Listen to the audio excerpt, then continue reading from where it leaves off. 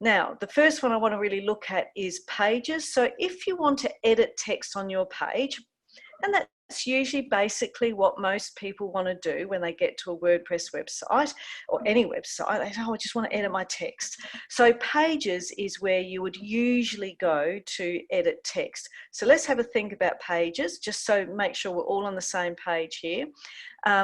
If I have some websites here, this is an example of 3 websites that I've just screenshotted their top navigation, their menu where you can choose pages.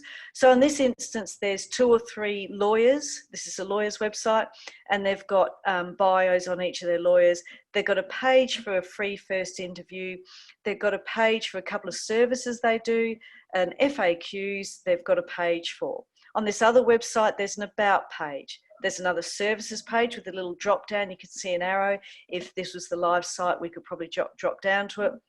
This has got a shop on it, and it's got a blog and contact. And this is my site, the bottom one. It's got a portfolio, a pricing page, a training page. So you get the picture. Most of these will be pages, and to edit them, you go to that pages on the left-hand side. The other thing that people ask me around pages is that how do you get the page to appear in that navigation menu?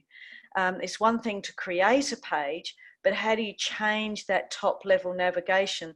And you change it in appearance and you go to menus. So if you haven't discovered that yet, how to actually change this, then you go to the appearance and menus, and you muck around in this area and you can add and remove things from menus. We're not necessarily going to go through and do that in this webinar, but this is just to give you some pointers.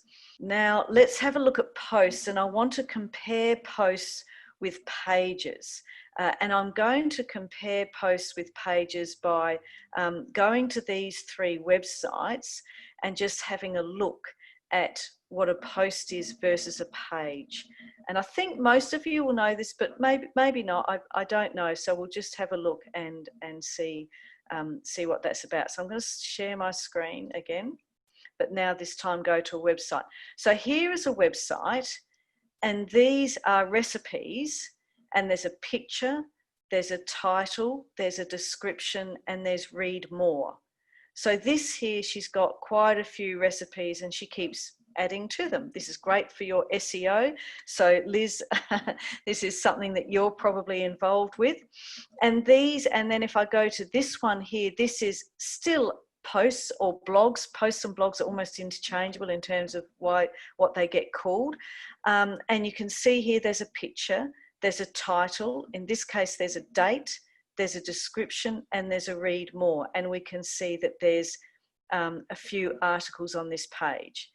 And on my site, we can see a picture, a title, a date, a description, and read more. And we can see quite a few blog articles on this website. So that is very common, and kind of the read more is a bit of a giveaway. The fact that there's quite a few there on the one page, if I do click on that, it will now go expand into the whole article. Usually posts are chronologically ordered. So they're ordered by date. The most recent one appears top.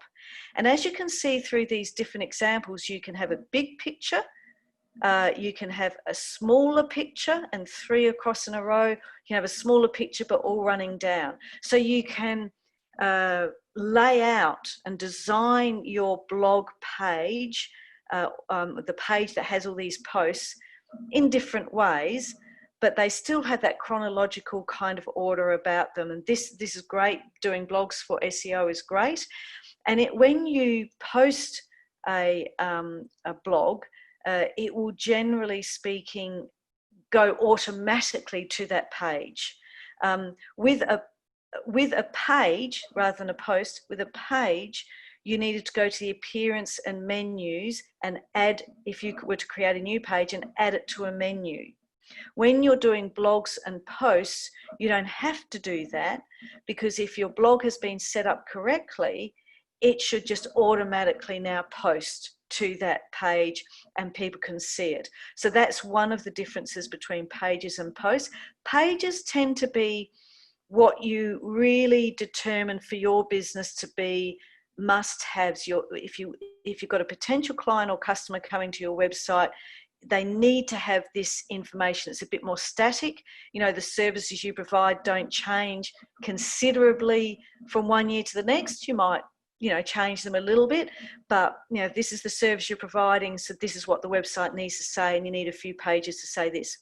Blogs and posts, and as I said, the name is a bit interchangeable, tend to be kind of that extra bit of feature information that you can send out. So, for example, if you had a COVID-19 update, you know, you might say, well, let's make that a blog article because in 2 years that's not going to be particularly relevant, but it's highly relevant now. So I'm going to create a post from that. Not all websites have posts and blogs.